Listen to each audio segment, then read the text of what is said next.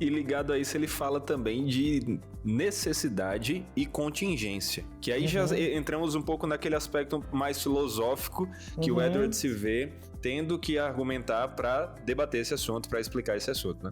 O que é que ele quer falar com essa necessidade de relacionada à vontade ou contingência ligada à vontade? Então, esses são termos que a gente não está habituado e necessidade dá a impressão de que existe uma certa compulsão.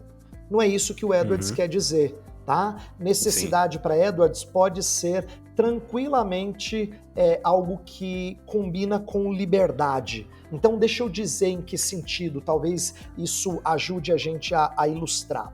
Contingência, que é uma palavra menos comum, deixa eu só explicar para as pessoas. Contingência é aquilo que a gente não sabe se vai acontecer ou não. Depende da escolha da pessoa. Não é assim algo que é determinado no que diz respeito ao sol nascer no outro dia, por exemplo, ou a sermos pecadores, pecador gerar pecador. É meio que uma coisa que acontece necessariamente, mas contingências não. Contingências são aquelas escolhas que nós fazemos, que pode ser de um jeito, pode ser de outro. Você pode escolher ir para lá ou ir para cá, escolher esse caminho ou aquele caminho na vida. Então essas são as contingências. Mas as contingências, elas não são necessárias em si mesmas, mas elas trazem, vamos dizer assim, uma espécie de consequência que é necessária. É assim, ó, eu não preciso estudar no seminário, mas se eu for estudar no seminário, eu necessariamente vou aprender teologia. Então, você não vai necessariamente aprender teologia, mas se você escolher ir para o seminário, necessariamente você vai aprender teologia. Então, essa é chamada de necessidade de consequência. É uma terminologia clássica do escolasticismo. Então, quando o Edwards está falando de necessidade, Saor, ele está falando de necessidade no sentido de que não coíbe a liberdade, no sentido de que elas são compatíveis. Compatíveis em que sentido? Assim, ó, quando eu caso, necessariamente eu tenho que ser fiel à minha esposa. Essa necessidade não me priva de liberdade, porque eu escolhi estar nessa condição, mas é necessário que eu seja leal a ela, né? E aí é aquela questão que você falou da contingência trazendo a necessidade, né? Ninguém é obrigado a casar, mas contingente, se casou, isso pode ou não acontecer, mas se casou tem a necessidade de ser fiel. Então tem certas coisas que são necessárias. Você acaba assumindo as consequências disso, né? Outras coisas que também revelam assim insights bem legais do Edwards é que o Edwards fala sobre uma necessidade moral e uma necessidade natural. Deixa eu aproveitar e falar disso, porque essa é uma distinção que ele faz na obra. Necessidade natural é assim, a gente tem necessidades físicas. Por exemplo, se você sente dor, você naturalmente retrai, né? É uma necessidade física. Agora, necessidade física, e esse é um aspecto legal, que um livro que o Edwards gostava de ler, que é do François Turretini, ele lia Turretini, Turretini faz uma distinção muito legal. Nem mesmo a necessidade física força a gente a tomar uma decisão.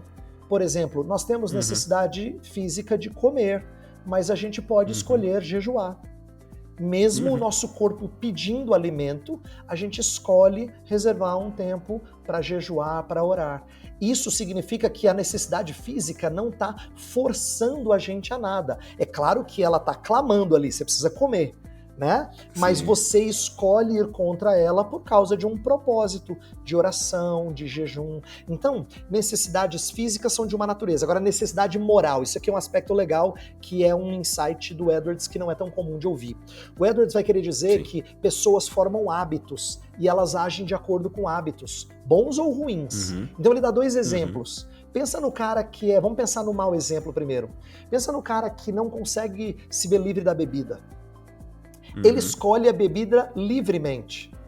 Mas enquanto ele está cativo desse vício, ele tem a impressão de que ele faz necessariamente. Quando ele está sóbrio, ele conversa com você e fala assim, Saor, eu já tentei, cara. Já tentei, mas parece que eu não consigo.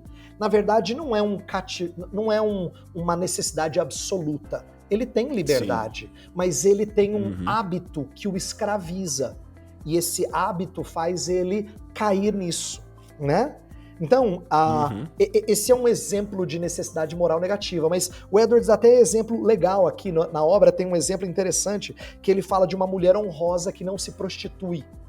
Ele dá um exemplo, ele fala assim, pensa numa mulher que é honrosa, ela é uma mulher que tem princípios cristãos, e aí ela tem oportunidades de homens por perto, mas ela diz, de jeito nenhum, Deus me livre.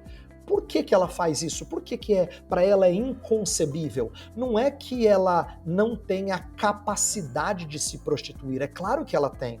Mas o hábito santo formado nela de não se entregar aos homens que não sejam o seu marido, faz dela necessariamente resolver aquilo.